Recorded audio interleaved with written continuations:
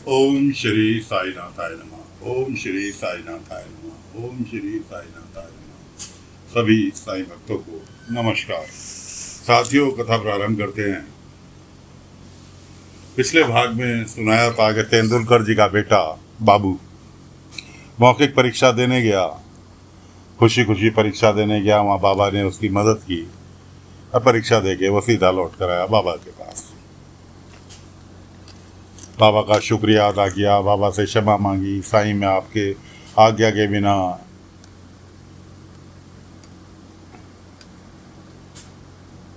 बम्बई चला गया था भयंकर गुरु जी से मिलने के लिए, और उन्होंने मेरा फिर दोबारा से डर बैठा दिया और मैं डरा हुआ था। इस तरह से बाबा के पास उससे पहले वो गया उनके मास्टर जी के पास, जिन्होंने लिखित परीक्षा में उसकी परीक्षा ली थी, और उसके पास धर्मशाला में आए थे। उनके घर पहुंच गया भाई ढूंढता हुआ कि अध्यापक जी, आपका बहुत बहुत शुक्रिया, आपने मेरा मनोबल बढ़ाया। उन्होंने कहा, तुम्हारा मनोबल बढ़ाया? अरे मैं तो तुम्हें जानता भी नहीं। अरे कैसी बात कर रहे हो अध्यापक जी, आप तो धर्मशाला में मिलने आए थे मेरे से, और आप भी वहीं धर्मशाला में रुक रहे थे, आप नासिक जा रहे थे। मास्टर जी कहने लगे, भाई सीधी सी बात, तुम्हें कोई मुखालता हुआ है? ना तो मैं कभी आज तक शिरडी गया, ना कभी मैं नासिक गया, मुझे कोई काम ही नहीं पड़ता। जरूर तुम्हें कोई गलत फहमी हुई है, इसलिए तुम अपनी गलत फहमी का इलाज करो। और मुझे कैसे पता होगा कि तुमने परीक्षा में सारे सवाल ठीक किए हैं? भाई कॉपी जांचना मेरा काम थोड़ी है, कॉपी तो पता नहीं कौन जांचेगा, मेरी तो ड्यूटी लगी थी खाली परीक्षा रूम में, तो मैंने अपनी ड्यूटी की। मैं तो तुम्हारा नाम भी नहीं जानता, तुमने नाम भी मुझे अब बताया कि तुम्हारा नाम बाबू है। अब बाबू के चौंकने की बारी। उसकी समझ में आ गया कि जो कुछ भी लीला रची हुई थी, सब साईं की लीला रची हुई थी। वो अपने माता पिता के साथ सीधा साईं के पास पहुंचा और बाबा से क्षमा याचना की। बाबा ने कहा, ये तो तुम्हारी खाली परीक्षा थी जिसमें तुम पास हो गए। अब वक्त आता है, तुम बनने जा रहे हो डॉक्टर। कोई मरीज तुम्हारे पास इलाज कराने आएगा और तुम इस तरह से डरोगे, या कोई अभयंकर जैसे गुरुजी तुम्हें कह देंगे कि तुम्हारा आज का दिन खराब है, तुम्हारे साथ जो होगा गलत होगा, तो क्या तुम मरीजों का इलाज करना बंद कर दोगे? तो इस डर को अपने दिल से निकालो। हर काम ऊपर वाले को याद करके करो। हर वक्त वो तुम्हारा साथी बना रहेगा। इसलिए बेफिक्र होके लौटो और अपनी डॉक्टरी की तैयारी करो। खैर, तेंदुलकर परिवार अपने बेटे के साथ वापस बॉम्बे लौट गए। अब चलते हैं जोशी जी के परिवार की ओर।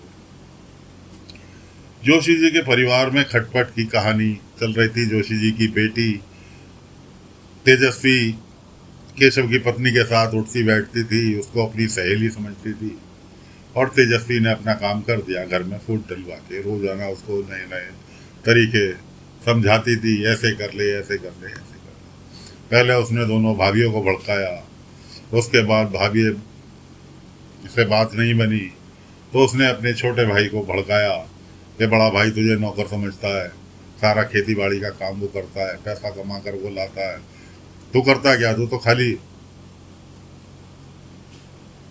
पहलवानी करता है। इस तरह से भड़काया। अब जब कोई दिमाग में कीड़ा किसी के रेंग रहा हो, तो सामने वाला हंसी में भी अगर कोई बात कह दे तो उसे चुप जाती है। इस तरह से दोनों भाइयों में लड़ाई हुई। नौबत यहाँ तक आ गई कि अब इस घर का अपने माँ बाप से कहने लगे, अब हम दोनों एक साथ नहीं रह सकते, इसलिए इस घर का बंटवारा। बाबा वहाँ मौजूद थे। माता पिता को, जोशी जी को और उनकी पत्नी गोदावरी जी को लगा तो बहुत बुरा, लेकिन कहने लगे, साईं हम तो बंटवारा करना जानते नहीं, आपसे बेहतर हमें कोई व्यक्ति मिलेगा नहीं, इसलिए आप ही इन दोनों का बंटवारा कर दो। बाबा कहने लगे, मैं ठहरा वैरागी आदमी, मुझे कहाँ इन दुनिया का पता। इतने में कुलकर्णी ने कदम रखा। कुलकर्णी कहने लगा कि ये काम तो मेरा है, मैं इस गांव का मुखिया हूँ, बरोबर बंटवारा करूँगा। और उसने दोनों का बंटवारा कर दिया। बर्तन भांडे, घर, फर्नीचर, सब चीज़ का अलग अलग। घर के बीच में एक रेखा खींच दी गई कि ये हिस्सा तेरा और ये हिस्सा तेरा। कोई बात नहीं जी, बंटवारा हो गया, दोनों अलग अलग रहने लगे। अब एंड में आए माँ बाप कि मकान तो, जमीन जायदाद, खेती सब दोनों भाइयों में बट गई। माँ बाप की बारी आई। माँ बाप कहने लगे, भाई हमारा भी बंटवारा कर दो कि हमें किधर रहना, हम कहाँ रहें। तो कुलकर्णी ने बंटवारा किया कि जी पिता जो है जोशी जी रहेंगे बड़े लड़के के साथ और माँ रहेगी छोटे लड़के के साथ। अब बारी आई लड़की की, अम्बा की, जो उनकी बेटी थी। उसे अपनी उस पे भूल पे जो उसने काम किया था उससे पछतावा होना चालू हो गया। कुछ बाबा को मिलती थी रास्ते में, गांव के अंदर घूमती फिरती, तो बाबा ने भी एक दो बार उसे छुपे रूप में संदेश दिया। उसे अपनी गलती का पश्चाताप होना चालू हुआ। उधर परिवार के अंदर खटपट रोजाना चली रही थी। अब जब दोनों जने अलग अलग हो जाएं तो खटपट तो अकेले कहाँ है, पूरा परिवार एक साथ सम्मिलित होकर रह रहा हो, छोटी छोटी चीज़ें एक दूसरे बांट के कर रहे हों।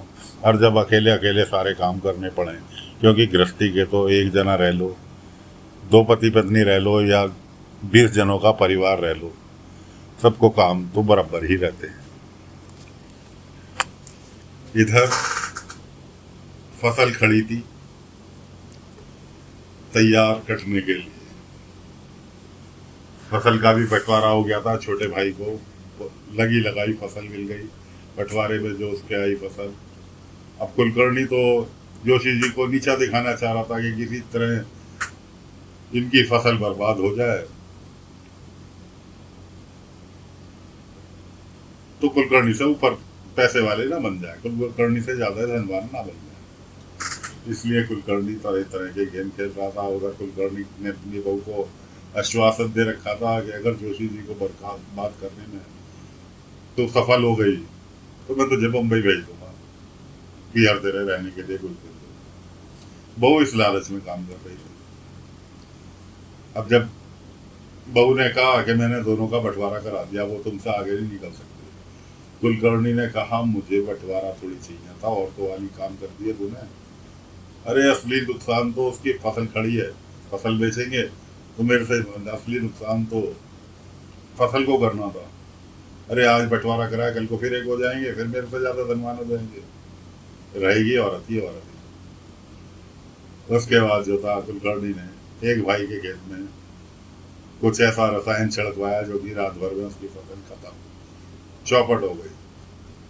दूसरे भाई के खेत में उसने जंगली जानवर बाढ़ दिया। उस दूसरे भाई की, अब दोनों भाई की फसल बर्बाद। दोनों अपने अपने हिस्से में बैठ के रो रहे कि कर्जदार आएंगे जिनसे पैसा लेकर फसल की खेती में लगाया था, उनको क्या जवाब देंगे कि हम तो बर्बाद हो गए, दोनों की फसल खराब, खड़े खेत नष्ट हो गए। ना माँ संतावना देने की स्थिति में, ना बाप संतावना देने की स्थिति में। दोनों बेटे अपने अपनी जगह बैठे हुए रो रहे, और बहन जो थी वो अपने आप को इसका दोषी मान रही। उधर कुलकर्णी अपने घर में जश्न मना रहे और अपनी बहू से वार्तालाप कर रहे। देख मैंने ऐसे किया, देख मैंने ऐसे किया, जब जाके उसका नुकसान हुआ। बहू अपनी अब डींगे हाँक रही, मैंने उसको अम्बा को यूं भड़काया, यूं इस तरह से उसके घर में आग लगवाई, यूं उसने को बताया, इस तरह से उसने जाके अपने भाइयों के बीच में राड़ कराई, अपनी भाभीयों के बीच में राड़ कराई। मतलब ससुर और बहू दोनों के दोनों, कुलकर्णी और उसकी बेटे की बहू दोनों के दोनों अपनी डींगे हाँक रहे थे, अपने अपने क्रियाक्रम का बखान कर रहे थे कि जोशी जी को बर्बाद करने में किसने क्या क्या किया। उधर अम्बार प्रतिदिन मिलने के लिए जाती थी कुलकर्णी की, केशव की पत्नी से सहेली मानती थी वो। उसने पूरी के पूरी वार्तालाप सुन लिया। तो उसके केशव की पत्नी से कहने लगी, तुझे मैं तेजस्वी छोड़ूंगी नहीं। उन्होंने कहा, क्या करेगी? अरे जाके अपने सास ससुर को, अपने माता पिता को बताएगी, वो तुझे लात मार के घर से बाहर निकाल देंगे। ससुराल वालों ने तो तुझे घर से बाहर निकाल ही दिया, अब क्या इस घर को भी गवाएगी? जा, जो करना कर ले। अब उसने और तो कुछ नहीं किया, आत्मग्लानि में अपने छोटे भाई को बताया। छोटे भाई को बताया कि ऐसे ऐसे मेरे से हो गई गलती। अब छोटे भाई जो थे, दौड़े दौड़े गुस्से में पहुंच गए कुलकर्णी के।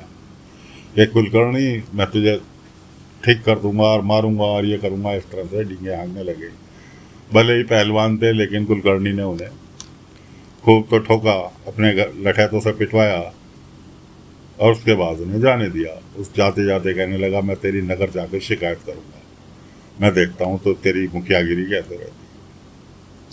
उधर खेत दोनों के बर्बाद हो चुके थे, नई फसल लगानी थी, इसलिए छोटे भाई ने तरस खा के बड़े पे नासिक से खाद वाद लेकर आया होगा, तो वो कि साई ने भेजी है, ऐसा कह के बड़े भाई को खाद भिजवा दी। बड़ा भाई सोचने लगा, साई हमारी कितनी चिंता करते हैं। वो बाबा का शुक्रिया अदा करने बड़ा वाला भाई जो था बाबा के पास गया। बाबा कहने लगे, आ मैं तुझे दिखाता हूँ। तालाब के पास ले गए और तालाब के अंदर जैसे वीडियो फिल्म टीवी के ऊपर चलती है, उस तरह से पूरा का पूरा वार्तालाप छोटे वाले भाई का दिखा दिया। अब बड़ा वाला भाई जो था भागा छोटे वाले का शुक्रिया अदा करने। इधर छोटा वाला जा रहा था नगर शिकायत करने कुलकर्णी सरकार की। वहाँ रास्ते में उसको कुलकर्णी के आदमियों ने घेर लिया और मारने पीटने चालू हो गई। कुल्हाड़ी से वार करके उसे खत्म करना चाहते थे, बड़ा वाला बीच में आ गया। वार बड़े वाले ने अपने सीने पे लिया और वो उसकी हालत मरा हुई स्थिति में आ गई। उसको ले जाकर बाबा के पास, इधर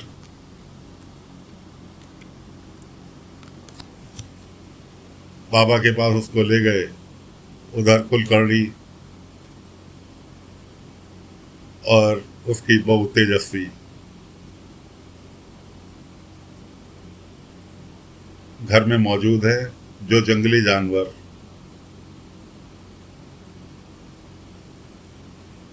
कुलकर्णी ने खेत को नाश करने के लिए उसके खेत में छोड़े थे, उसी के आदमियों ने बहू से पूछा उसकी कि इन्हें जानवरों को कहाँ बांधना है, क्योंकि बहुत खतरनाक जानवर है और किसी का भी नुकसान कर सकते हैं, इसलिए इन्हें कहाँ बांधना है बताओ। उसने कहा, अपनी गौशाला में बांध दे। अब कुलकर्णी ने अपनी बहू को मुंबई भेजने का वादा किया था, जो कि उसने पूरा नहीं किया। बहू विधकी भी थी, चिड़ी भी थी। उसने आके गौशाला से जंगली जानवर छोड़ दिए बाहर गांव में। वो घुस गए खुद कुलकर्णी के खेत में और पूरी रात में उसके खेत को, फसल को पूरा का पूरा चौपट कर दिया।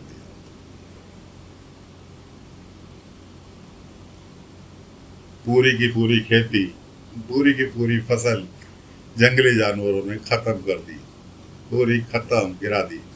उधर बाबा के पास पहुंचे उसको लेकर, बड़े वाले भाई को जो घायल था। बाबा ने कहा, भाई मैं इलाज नहीं कर सकता, मैं इसका इलाज नहीं कर सकता, इसका इलाज तुम लोगों के हाथ में, तुम लोग खुद ही इसका इलाज कर सकते हो। पूरा का पूरा परिवार बाबा की खुशामद, साईं कुछ तो चमत्कार करो। बाबा ने कहा, चमत्कार तुम खुद कर सकते हो, जो तुमने ये अपने बीच में दीवार खींची है, उस दीवार को मिटाओ। जो लाइन आपने घर में बनाई है बंटवारे की, उस लाइन को मिटाओ, उसके बाद कुछ किया जा सकता है। दोनों की दोनों बहुएं उस लाइन को मिटाने के लिए जो हिस्से बांट की लाइन खींची थी, रेखा खींची थी कि ये हिस्सा तेरा, ये हिस्सा मेरा, वो पूरी लाइन मिटाने के लिए घर की ओर भाग ली। उधर बाबा ने, वो घर की ओर गई, इधर बाबा ने अपने शक्तियों के द्वारा उसका जख्म भी भर दिया और वो उठ के भी बैठ गया।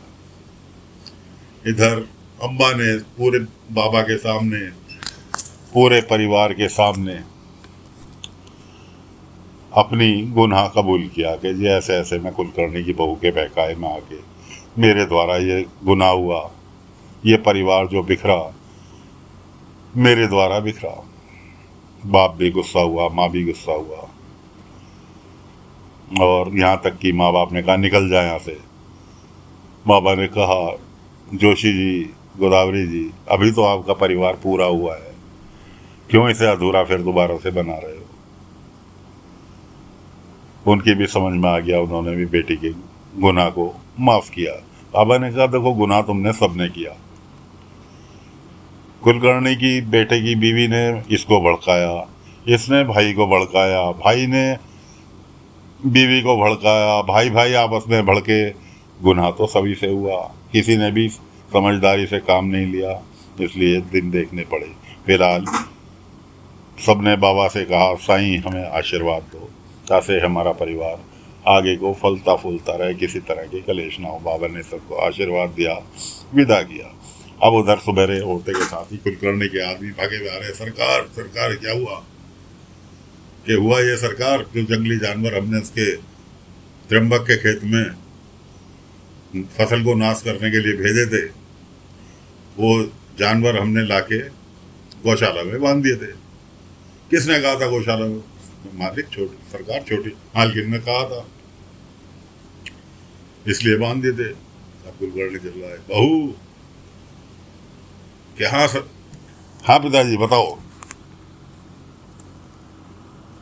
कि तुम्हें पता नहीं था कि जानवर कितने खतरनाक है। बहू तेजस्वी कहने लगी कि कुलकर्णी सरकार, मैं तो औरत हूँ, मूर्ख हूँ, हम औरतों को आता ही क्या है, जाते जाते आपस में एक दूसरे को लड़ाना।